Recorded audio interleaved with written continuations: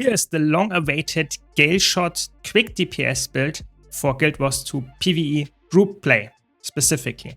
This is a build that is not performing well in any solo scenario. You want to play this with a group. It is very strong, very fun, has so many multi-hits. It makes a lot of sense to play that if you like a fast-paced rotation. It's surprisingly high range as well if you want to play it like that.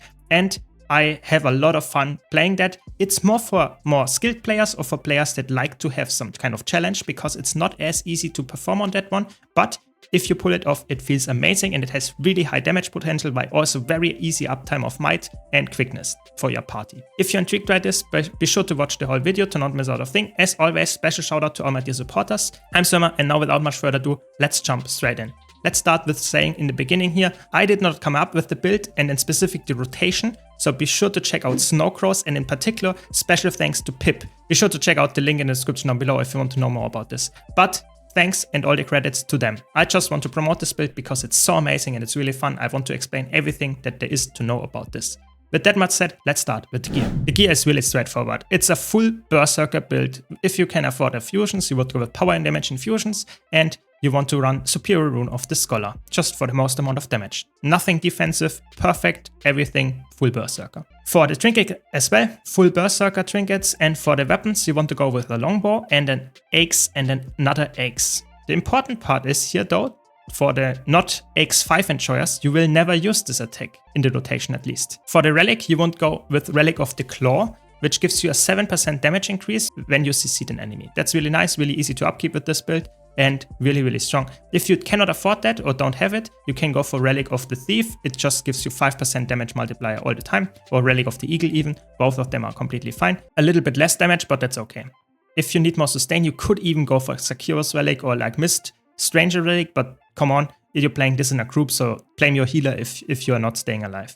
And then for the sigils, you want to go with Impact and Force on both weapon sets. Straightforward, a lot of damage. Of course, if you play this in fractals specifically, you can of course switch sigils around so that you have the specific slaying sigils on there as well to get the most amount of damage multipliers, just for the really min-maxing people here. But again, full power infusions and full Berserker. Then let's cover the utility and food consumables. For those, you want to go with Cilantro Lime Sweet Steaks. Of course, it's a power-based build, just a lot of damage and some nice lifesteal on top of that.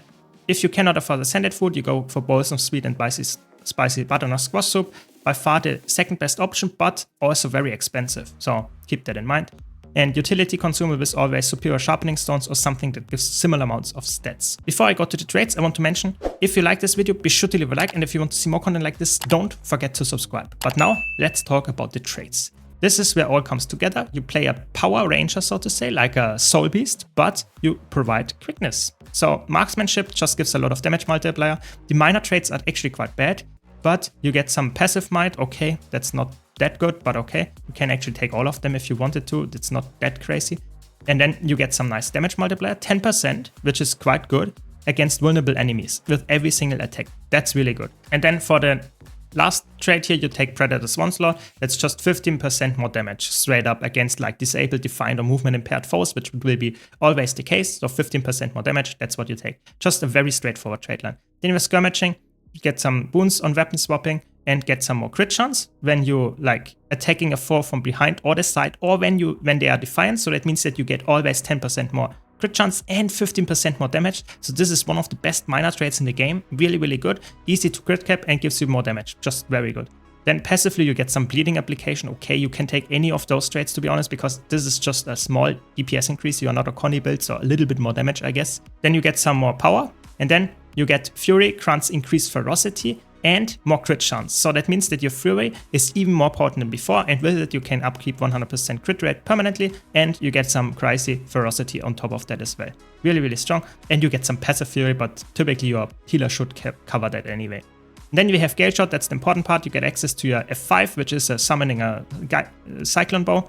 Really, really strong attacks, nice long range attacks. We will cover the attacks in a bit. You get some nice damage increase while you have Swiftness or Super Sweet. Swiftness is more effective, so you move around a little bit faster with Swiftness, that's okay. And then your base movement speed is increased on top of that, and your special attack that you get here, Hawkeye, will also give some super speed. Okay, not bad. Then you do some damage when you use Bluster, which is your second skill here in the Cyclone Bow. And then you take, of course, Thrill of the Catch, because that restores some arrows, which is the currency, so to say, that you spend on using your special abilities in the Cyclone Bow, which are really, really potent. So you restore some of that currency when you disable an enemy, or your pet does that. And that's why you take the Gazelle, because the Gazelle has some nice Defiance Breakbar damage and also some nice damage on top. And that means that you just get some more arrows from that. And then you, of course, have to take Cloudburst so that you can provide quickness using Bluster to get some quickness to your allies. And it also gives some might. And Hawkeye, which is the specialist attack that you get on day 1 after using a specific amount of attacks, will even give you more quickness and your allies. And of course, the cool part here is that it's very nice for fluid rotation. That Bluster, so your 2 skill, gets reset by your 4 Quarrel's Parry and Supersonic Arrow. So whenever you use your 2 skill and then the 4 skill, you get another 2 skill. That's really, really cool. That makes a lot of sense. That's why it's so fast paced. Now let's quickly cover the skills. Like I said, you use the Gazelle. The second pet doesn't really matter. It's just in the opener something that does some damage, and then you swap to the Gazelle. And then you use, of course, your Galeshot Bow, really long range. The auto attack is good, nice damage, but typically you would try to use the Hawkeye whenever it's possible. Just some nice crazy amount of damage and a lot of multi-hits, which will be important later, and it gives some nice boons as well for your allies. Then the 2 skill, very important to give some quickness, and it also gives you 1 stack of Wind Force, which will give you access to Hawkeye when you have enough stacks. Just some nice damage again. The 3 skill is some evade back and also destroys projectiles, really good. The 4 skill is again just some nice damage and also some soft CC, and the 5 skill is some really nice long range damage and also pierces on and is a CC and is unblockable, so really, really good skill. And this will also reset again the 2 skills. So 4 and 5 reset the 2 skill. And for your normal attacks, you have Split Blade for some nice damage in melee range. You have 3 skill here with Winterspite that also does some nice damage. Like both of them are range, but they still can deal some nice damage. The 4 skill is nice for some CC and pulling enemies. And the 5 skill, like I said, you would never use in the rotation, but you can use it to reflect some missiles if you need that in the situation. And of course, it also does some nice damage. Then the auto attack is just some okay damage, but you would never use auto attacks in that build from the normal weapons, because the Galeshot Bow can also always use the auto attack without using an arrow. So that's quite good. Then you have some really long range auto attack on the longbow. You have Rapid Fire, really fun, iconic attack of just dealing a lot of damage with a very short succession. Then you have Hunter's Shot. You would never use that, but you get some nice stealth. If you want to get that in some situation, you can that, but not in a rotation. Then you have Point Blank Shot. It's really good for some nice damage increase because you block the Claw Relic, and also it gives you an arrow, and it's a knockback if you need that. And Barrage, obviously a nice AoE skill that you will also use for damage in rotation. For utility skills, you go with Soothing Breeze for just some Condi Cleanse, some arrow restoring, and some healing, and a super speed buff. So use that when you need to, but not in the rotation. Then you have Piercing Gales, just a nice attack that does more damage against vulnerable foes, and it restores some arrow, and it gives you some nice attack, and the velocity is increased when you have super speed or swiftness, so that, okay. And it's just a nice damage attack, and it has a lot of multi-hits, because this is important for Mistral.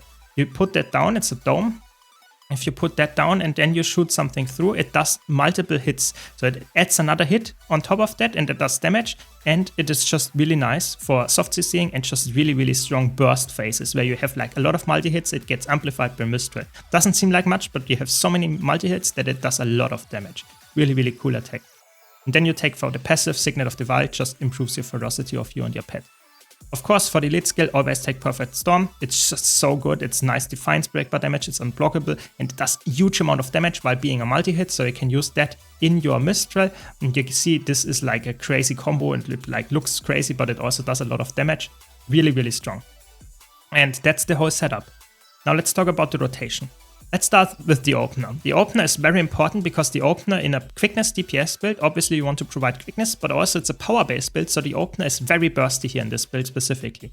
So I want to start with casting your pet skill that is not the Gazelle, and then swapping after they did that to the Gazelle. You start on your longbow, but you are on the Galeshot Bow, and use the Bluster into Supersonic Arrow, so your 5 skill into another Bluster into Quarrel's Parry, use your elite skill into your Piercing Blades, and Hawkeye Bluster into Mistral. Then you dismiss your Cyclone Bow and use the Rapid Fire. Use instantly after you're done with this cast, you swap the weapons and use Split Blade, Winterspite into Path of Scars.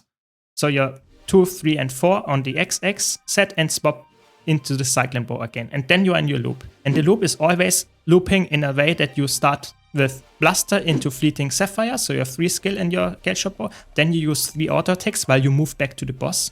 Then you use Bluster into Querul's Parry, into Bluster, into Hawkeye.